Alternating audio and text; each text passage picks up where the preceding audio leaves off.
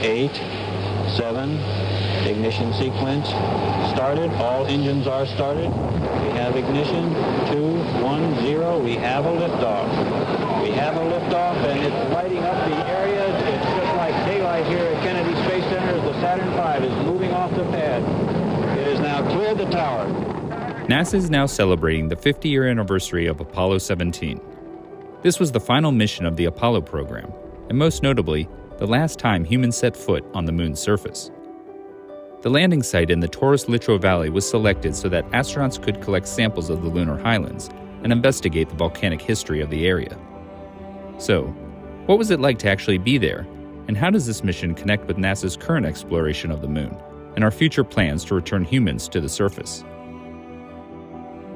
These questions are best answered by the lunar module pilot for Apollo 17, Jack Schmitt, whose background as a geologist offers unique insight about studying the lunar terrain. For Jack, being on the moon was an unparalleled experience, and future astronauts should expect the same. The experience is going to be more than you ever anticipated, and it was that way for me to get onto the moon. Seeing this valley of Taurus-Littrow, which is deeper than the Grand Canyon, as a matter of fact, mountains to 6,000 and 7,000 feet above you on either side of the valley, all silhouetted against a black sky with brilliantly illuminated mountain slopes. And the Earth, of course, in one spot above the southern part of the massifs. That all was a new experience, of course, and you can't, you can hear people talk about it, but you can't absorb it until you're there. Being there is the essential human ingredient in any kind of experience of that kind. As I step off at the surface at Taurus-Littrow, we'd like to dedicate the first steps of Apollo 17 to all those who made it possible. Schmitt and Commander Gene Cernan completed 3 moonwalks on the surface, taking rock samples and deploying scientific instruments. Difficult work considering the surface gravity is only about 1/6 that of Earth's. What are you working on, Jack? I'm taking a pan. Very good. I'm coming right now. I bet you $1 to donut that you don't get a TGE reading. Yeah, Gene, if it's easy enough to take it off, why don't you take it off the rover and we'll try and level it and the stuff. Oh, come on. I'm not sure there's any place to put it on the ground level. No. You have to dig a place. Yeah, I'll do it. Okay, it's coming off.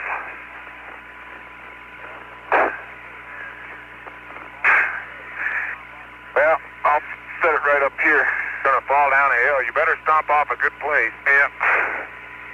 The conditions on the moon, however, were also ripe for the astronauts to have a little fun on the surface as well. I was strolling on the moon one day in a merry, merry month of December. No, May's the month. May, that's right. May is the year of the month. Go ahead. Oh, there. Poor little head. Let me throw the hammer. Okay? Let me throw the hammer. Please. It's all yours. You got the You deserve it. A hammer thrower, you're a geologist. You ought to be able to throw it. You ready? Go ahead. You ready for this? Ready for this? Yeah. Don't hit the lamp.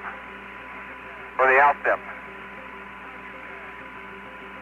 Look at that. Look at that. Look at that. Beautiful. Looked like it was going 1,000,000 miles, but it really didn't. Didn't it? The crew managed to gather around 245 pounds of moon rocks and dust samples during their EVAs. It was an impressive collection for scientific analysis back on Earth.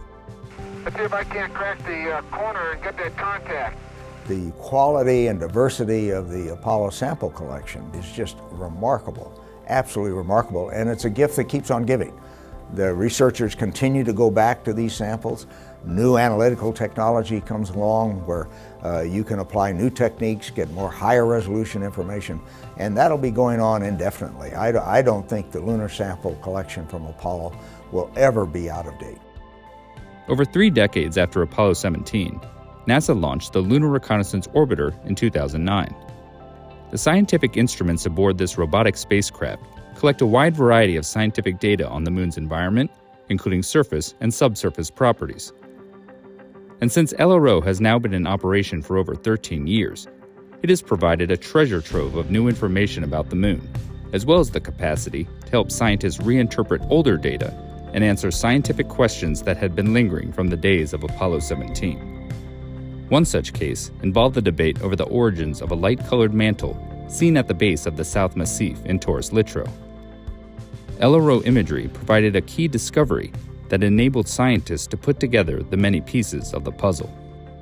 One of the high sun angle LRO photographs made it very clear that there was an older, slightly darker avalanche partially underlying the light-colored light mantle avalanche. And that immediately brought into question whether or not the light mantle avalanche, as people had thought, was triggered by secondary material thrown from the crater Tycho, some 2,000 kilometers to the southwest. It would seem, not impossible, but it would seem to be very coincidental to have two avalanches, one of which was triggered by those impacts. And that in turn took us to looking at what might be an alternative triggering mechanism. And the more we began to understand the Lee-Lincoln scarp, and that it was indeed, as a result of other LRO analyses elsewhere on the moon, that it was indeed a thrust fault scarp, then you start to think, well, maybe these are being triggered by seismic activity, moonquakes. And so it sort of snowballs. You see one thing, and then you start to explain that, and it leads you to a number of other analyses. Clearly, LRO imagery and other sensor data has made a great difference in our ability to augment the interpretation of the geology of the Valley of Taurus Littrow. As the LRO mission continues enhancing our ability to interpret Apollo-era data, while also collecting new information about the lunar terrain, Jack sees a clear roadmap for the future exploration of the moon and where we should go next. It's apparent to me that based on just general considerations, as well as the magnificent imagery coming from the Lunar Reconnaissance Orbiter camera, that South Pole Aiken is clearly the place you'd like to have an extended human presence for exploration.